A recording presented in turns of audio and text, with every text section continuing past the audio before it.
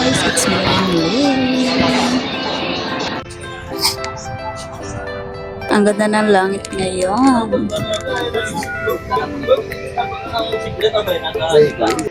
Hi guys, dito na kami ngayon sa Katlan dito sa mainland.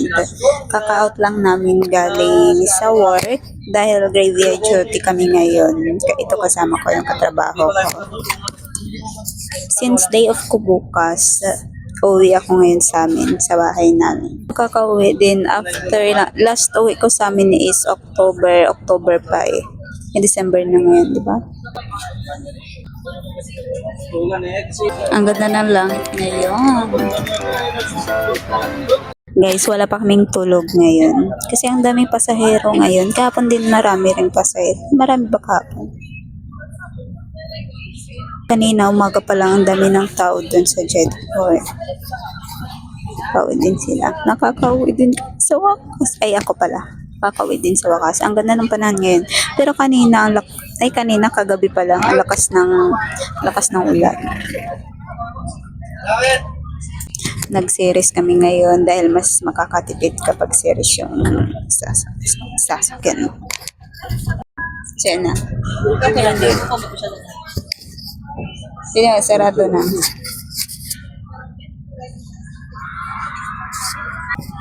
Maganda yung panahon niya. Parang half-half yung araw. Doon sa kabila parang mga dilan. Tapos dito, grabe yung araw.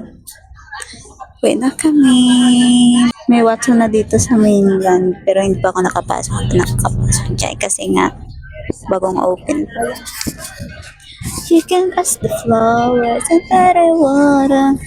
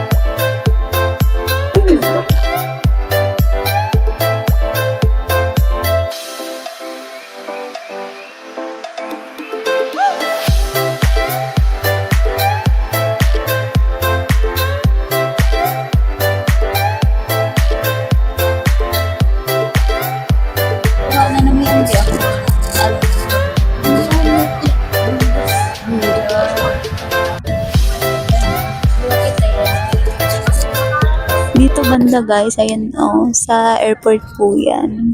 Yung arrival na airport. Hindi kasi makita. Dito kasi ako sa kabila, ayan. Diyan yung parkingan ng tricycle. Sasakay kayo dyan, papuntaan dyan.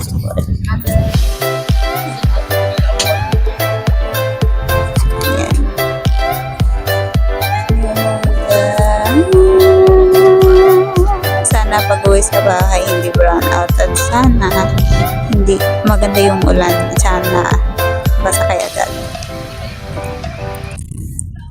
Kasi sa amin pag-uwi kami, dalawang sakay kasi bago makauwi sa doon sa amin sa bahay mismo. Sana makasakay agad kasi nahirapan akong sumakay doon sa may parkingan. Kasi nga kailangan pang kontrolin yung tricycle bago makaalis. Unless mag-ano ka, parang chartered, ganun, babayaran mo yung lahat ng upuan para makaalis agad. Wala naman akong pera pagbayad.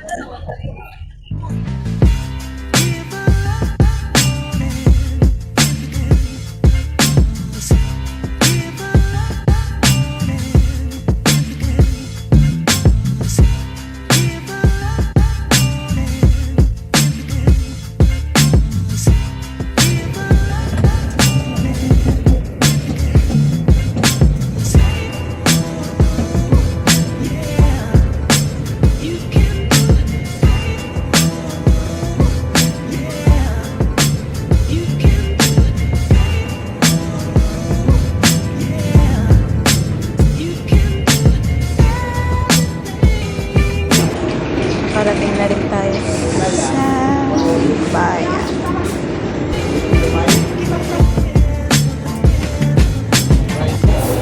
Fast forward, nakasakay na ako niyan sa tricycle papunta na sa amin. Bali, dalawang sakayan na pala sa amin.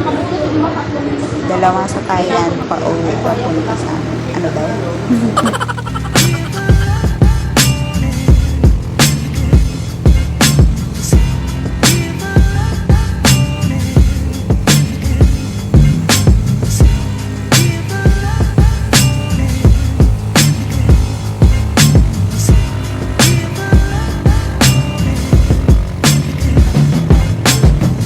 Ito talaga yung part na nahihirapan yung tricycle kasi ang taas ng daanan talaga at saka ang haba niya.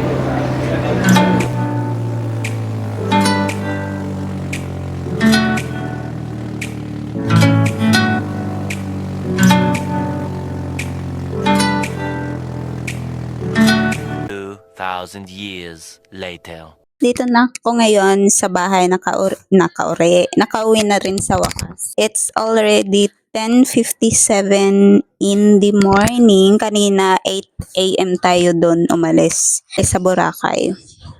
'Di ba ang haba ng bimiyahe ko? Mingming! Look niyo si Mingming.